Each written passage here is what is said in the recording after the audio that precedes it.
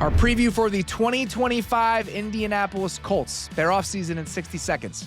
Hired Lou Anarumo as their defensive coordinator, Chris Hewitt as their pass game coordinator from the Baltimore Ravens. Signed Cam Bynum, 4 years, $60 million at safety. Charvarius Ward, 3 years, $54 million at corner. Signed Daniel Jones, 1 year, $14 million. Losses in free agency: Will Fries, Dio Odengbo, Ryan Kelly, all of whom landed in the NFC North. Notable draft picks: Tyler Warren in the first round, 14th overall at tight end. J.C. Tuamalo, second round, 45th overall at defensive end. And Justin Wally, cornerback, in the third round. He is unfortunately out for the season with a torn ACL. We've started all the other previews for each team with what we're excited about watching.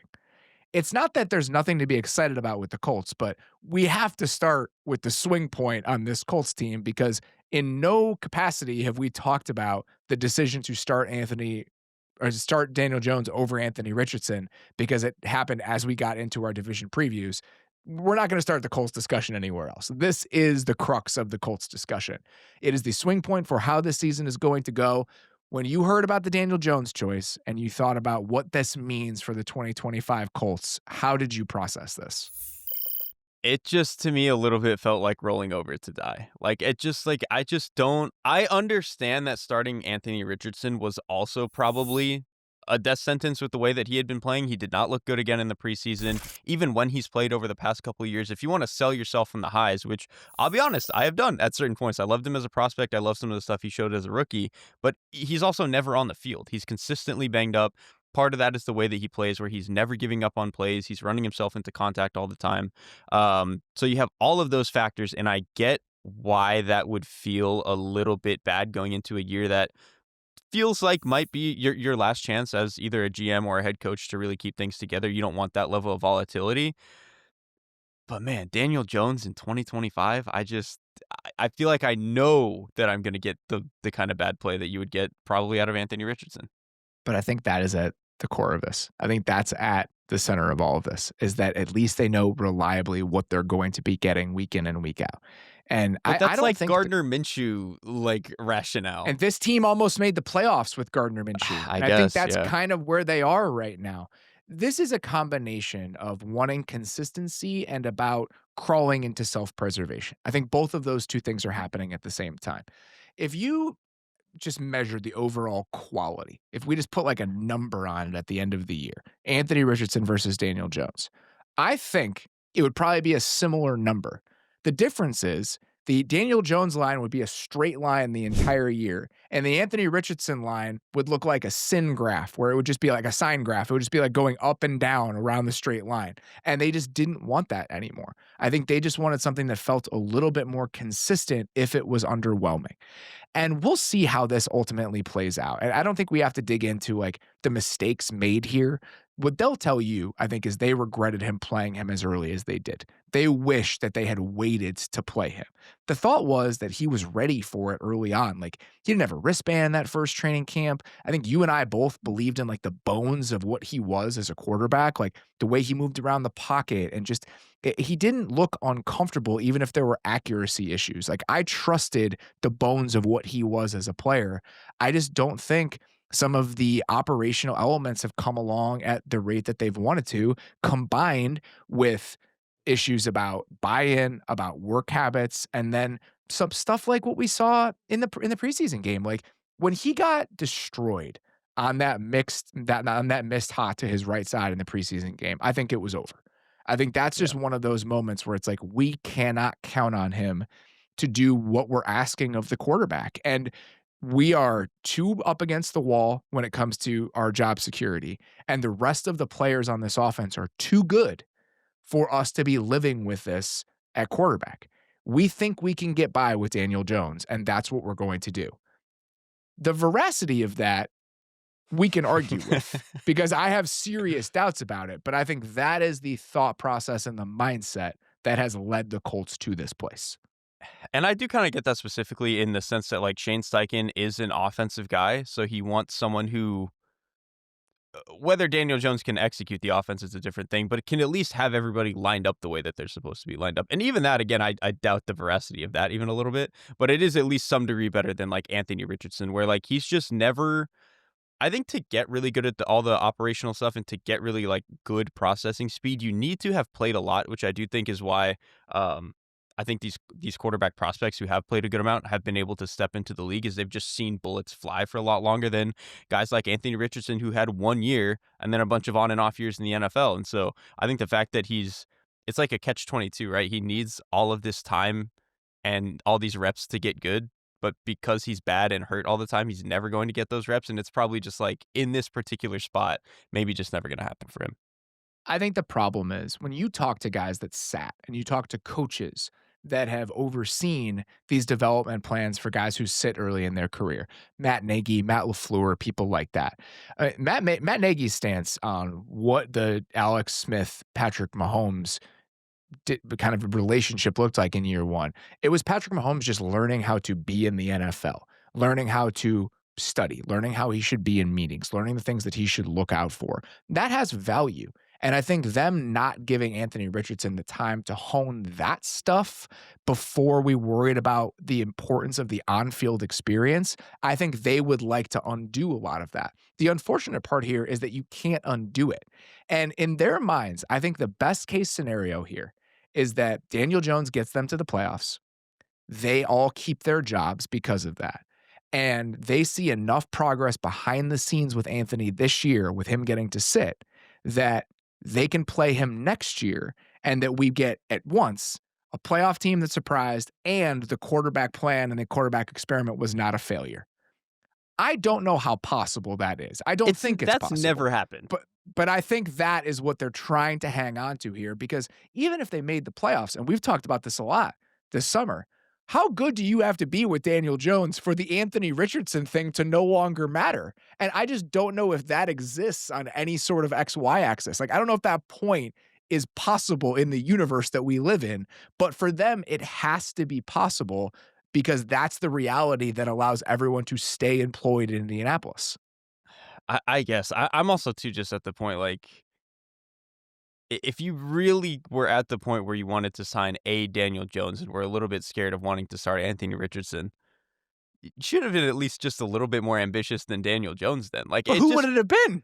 I'd sign Sam Darnold, man. Even like go trade for Sam Kirk. I Darnold don't even costs $30 care. million a year. If you do that, you can no longer talk yourself into Anthony Richardson like being a theoretical plan, because the whole point is I that feel like it's they 1 year already of Daniel skipped that. Jones.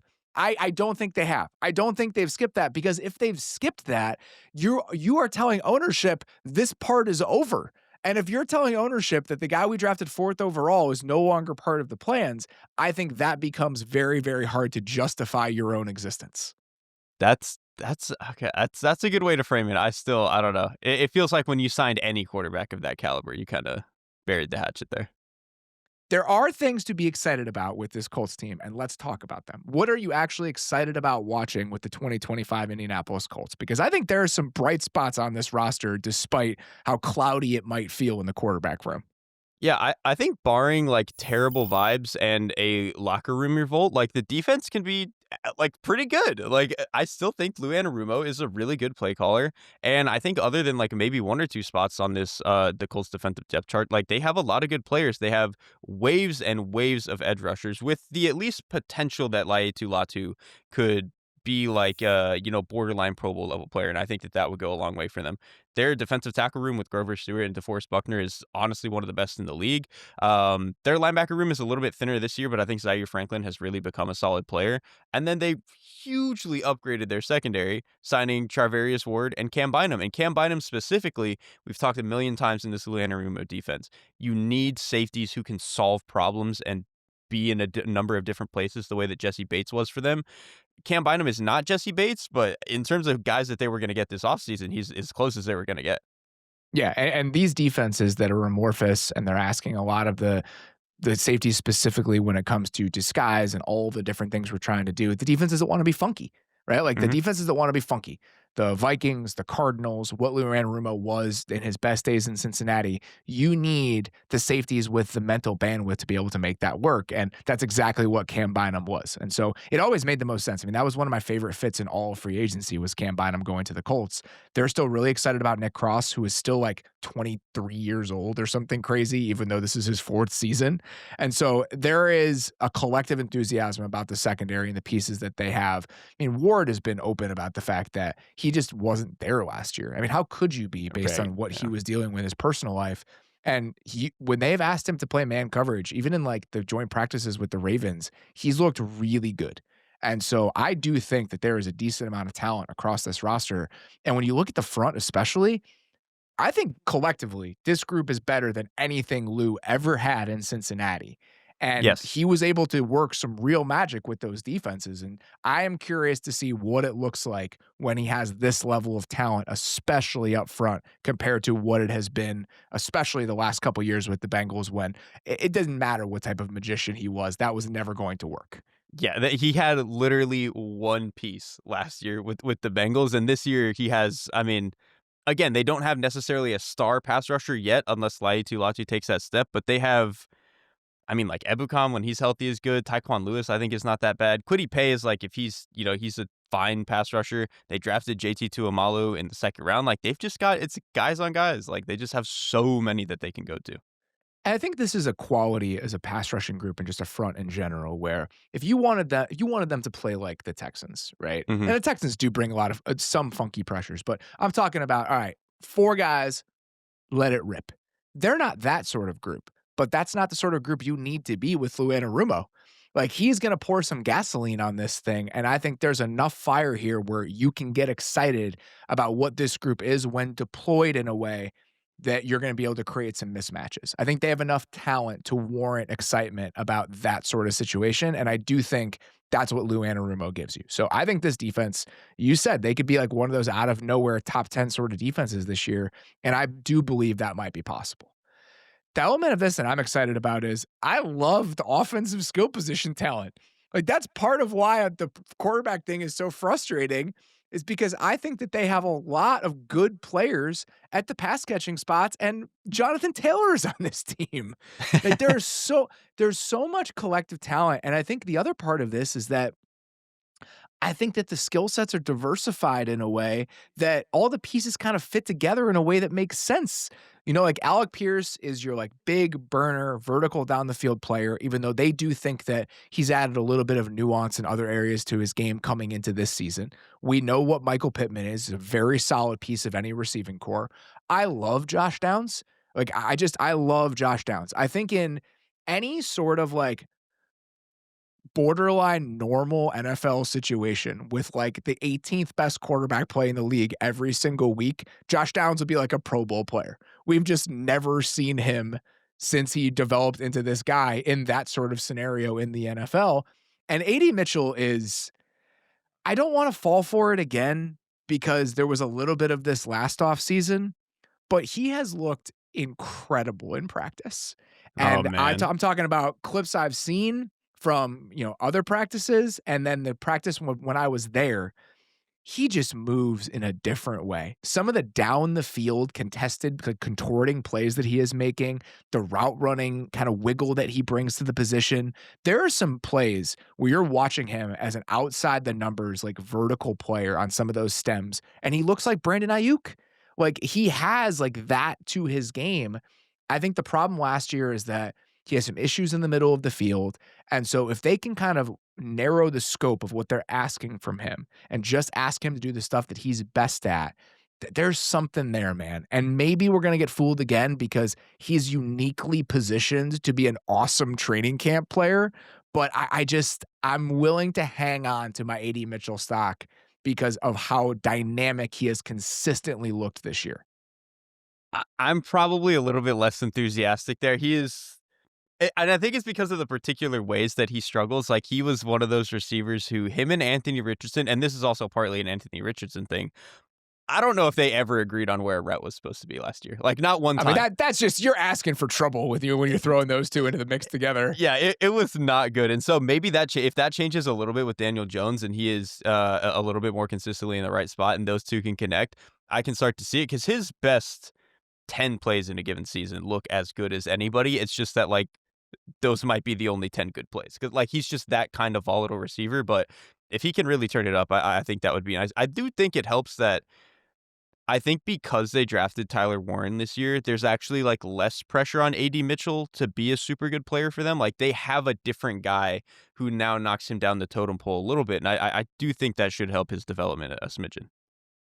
I think Warren just as like an outlet within the offense, somebody you Yeah. can scheme up some easy touches for. That's just something they haven't really had. Like they've got a lot of explosive players, and even Michael Pittman is kind of like an intermediate slasher type. Mhm. And so being able to just have Tyler Warren access those areas of the field collectively, it's a really good group. Like the best case scenario for this group is one of the deeper, more flexible pass catching rooms in the entire league, and we'll just see if they get the requisite quarterback play for any of it to matter. What is keeping you up at night other than the quarterback about the Indianapolis Colts? Yeah, other than the thing staring me in the face at the quarterback position, it is to be probably the new center and right guard, in Tanner Bortolini and Matt Gonsalves, and I think there's a reason to be excited about these players. Like, I think Bortolini has showed that he can be a pretty good athlete and he can do some stuff. Gonsalves actually ended up playing a lot of tackle last year when he had to insert into the lineup for both of their tackles missing time. So he didn't play as much guard, which he's going to end up playing this year. But even for as much, if you can sell yourself on that a little bit, they're replacing Ryan Kelly and Will Fries, who were 2 of the biggest ticket free agents in the league. And like Ryan Kelly has been one of the best centers in the league for a very long time. It's just you're asking for a whole lot putting these 2 new guys in the lineup when you don't have a quarterback who is going to help solve any of those issues for you, and I just think that that could be a little bit spooky for them. The only reason, and I think that Bortolini had some flashes last year where Mhm. you feel okay about it, but I think there are some organizations that they kinda just deserve the benefit of the doubt when it comes to cycling in new pieces up front. And for as much trust as the Colts have eroded when it comes to other things, they deserve some trust when it comes to developing and replacing interior offensive linemen. I've told this story before, but my concern a couple years ago when they were just rolling with Will Fries again at right guard after his debut season, and, Chris Ballard just being like, "Well, it'll be fine. Like we're gonna be okay there." He was right. They've been less right about some of the other position groups when they've taken that approach, but along the offensive line specifically, they have consistently been right about those development plans, the succession plans, and keeping the quality of that group at a relatively high level. Tony Sperano Jr. is their offensive line coach. I think that there's a lot of collective belief in their ability to get that unit continuing to play at a high level despite rotating out a couple of the component parts. We'll see. We'll see if that's justified, but I do think that there is some optimism that that group could be okay. What's keeping me up at night is a little bit more existential than this, and we touched on it a little bit when we're talking about the quarterback stuff. I just worry that no matter how this goes, it's already over. Exactly. I mean, that's why I said what I said in the beginning. Like, it just they feel the vibes are very different from, like, Miami, but these are just one of these teams where I almost feel like the outcome for this season is, like, it doesn't matter. It's already written.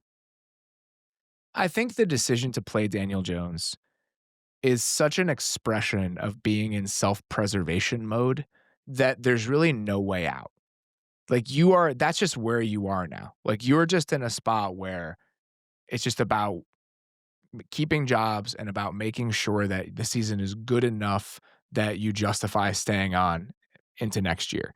And I think part of the complication with this is there's new ownership there now. Like the dynamics, not the same ownership group, obviously, but Jim Irsay passing away and then his daughter's taking over the team. Like different people are in charge of making that decision. And so there are just enough layers to this where I'm worried that even if they can get by with Daniel Jones, and even if he's consistent enough where we can realize what sort of offensive talent collectively they have and how good of a play caller Shane Steichen is, I just wonder if the way this Anthony Richardson thing went and the fact that Daniel Jones was their only alternative and tapping into Daniel Jones because it's like we need to get the most out of this season. The long-term future of the franchise essentially be damned. I just wonder if you can ever undo that in a way that matters. I think to me, your decision at quarterback for any team cannot be both irrational and have no long-term upside. Starting Daniel Jones over Anthony Richardson is both completely irrational in terms of like trying to envision what the best case scenario is, and there's no long-term upside. Like if he does the Sam Darnold thing, like he's probably just not going to be on your roster again. And so it's just like, and then Anthony Richardson, who knows with all of that, it's just like, and then even envisioning what is the best version of Daniel Jones. Like I know we got that 2022 season with the Giants or 2023, whatever it It was. was fake. It was fake. It was not real, and he's been banged up since then. Like he's not even the same player that he was when he did that. It just, I don't know, man. It's hard for me to get there. What are you watching the first month of the season with the Indianapolis Colts? I am at least a little bit interested to see the potential evolution for Shane Steichen. One, because obviously, Daniel Jones is a considerably different quarterback than Anthony Richardson was, and they were catering the offense to him, obviously. But I also think the bigger part of it to me is drafting Tyler Warren. This Colts team has had some of the worst tight end play in the league for the past. I mean, pretty much since Steichen has been there, and even I think you could argue before that. And so bringing in a guy like Tyler Warren, who is not only like a good tight end, but a tight end who the whole point of him is like we can just spit the ball out to him and he's going to be a problem for defenses. I think that like alone kind of starts to shift where how the offense functions. I'm just curious, like what sort of levers they try to pull to get the most out of the pass catchers. Like this Mhm. is the type of group. It almost reminds me of how I'm framed the front, where it's a group that's good enough where if you put them in the right spots, you can thrive. With Shane Steichen specifically, when you think about the best offenses that Shane Steichen has coordinated, it was in Philadelphia where they didn't have to do anything, right? And that's not a knock on Shane Steichen. I think one of the things I've appreciated about him throughout his career as an offensive coordinator is that Shane, I don't think, has a need to show you how smart he is. I don't think that's part of the way that he's wired or the way that his offenses play. If you told Shane going into a game, all you have to do is throw 6 go balls to AJ Brown and your team will win this game 35-6, he'd be like, cool. He would be Then we'll willing do to it. do that. And this group in Indy is not that where you can just roll off the bus and destroy people in a very simple way, but it is good enough that if you're pulling the right levers and pushing the right buttons, you can be dynamic and scary on offense. So I think the complexity of it, the motions, just how they'll be able to try to manufacture the right situations for these guys, I do think that's in his bag. I just think it requires a slightly different build of an offense that's a little bit more dynamic than some of the best ones that we've seen from Shane Steichen's past. And I think to that point, like if we are living in a world where the most likely scenario is this regime gets fired, if Steichen can at least show that he's a different kind of play caller and like teams are going to be reaching out to him after the fact, I think that's a pretty nice thing for him to have in his bag. Yeah, I think that there is definitely a world. We'll talk about that when we think about what success looks like, where this Shane Steichen leaves all of this without a lot of stink on him, Yeah. considering like how bad it could potentially look. Well, I'm watching the first month of the season. This could easily be what was keeping me up at night.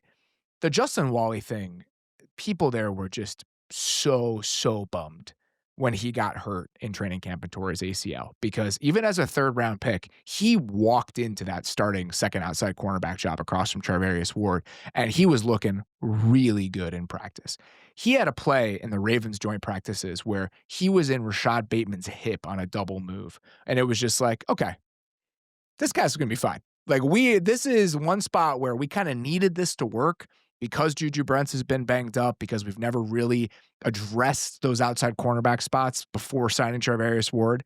And so the fact that in one offseason, they potentially thought they could like fix that group after what it looked like last year, and now losing him, you're kind of in desperation mode. Like they still have Juju Brents, they still have Jalen Jones, who was there last year.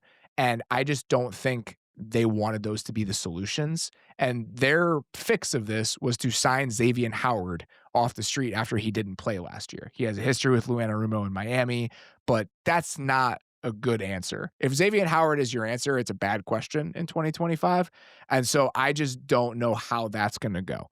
collectively, I do think there's a lot of reason to be enthusiastic about the defense. This is the one spot where I'm like, I don't know, man. So I'm watching whether or not this becomes a problem and how quickly it becomes a problem. And it probably will. Like, the rest of this cornerback room outside of Ward is, well, and obviously Kenny Moore at the nickel, but the outside cornerback spots, it's a lot of like, if this guy had to play for a month because someone's hurt, fine. But now you're walking into week 1 that way, and that's just, it's a not great place to be. This is a fraught question, but I'm going to ask it anyway. What does success look like for the 2025 Indianapolis Colts? Does it look like anything? Can you picture it? What success looks like for the Colts? I just like. I'm going to try my best to do this. Again, Okay. I have to really Paint me the twist picture. myself to get here. And I think it depends on what success for whom, but let's say success for the stakeholders in the Indianapolis Colts organization, for Shane Steichen, for Chris Ballard, for those guys on that staff. If they make the playoffs, and they have to, they cannot go another year without missing the playoffs. I mean, it's been how long here? It's been like 5 straight years since they made the playoffs. They have to make the playoffs.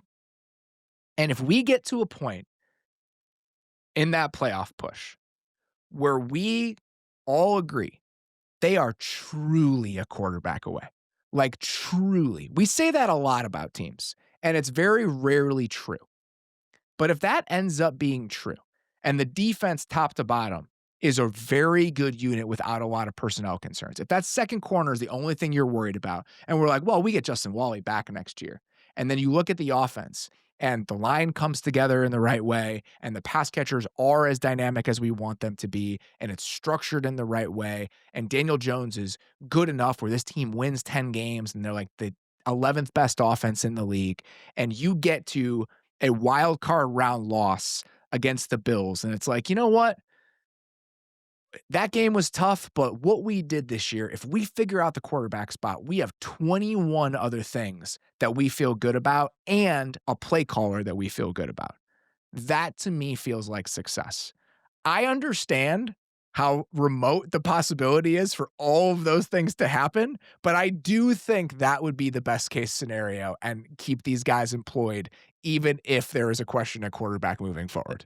Yeah, when I said irrational, that is exactly what I meant. Like, in that scenario, you need Tyler Warren to be Brock Bowers. You need But AD what if, Mitchell. yeah. I was gonna say, but what if he is? He's probably not Brock Bowers. Exactly. Like, that is not one of those. Yeah, Brock Bowers is literally like 100th percentile outcome for any player. Like, it's just, it's hard, man. A lot of things would have to line up. It's just, it's really, really difficult to survive that sort of miss at quarterback. Like it's really difficult to do it. And I think that is the theoretical scenario where it might be possible, but I think realizing that scenario it's probably going to be pretty tough. Thanks for watching The Athletic Football Show. Subscribe to the channel to keep up with us. Like and comment on this video, and we'll see you next time.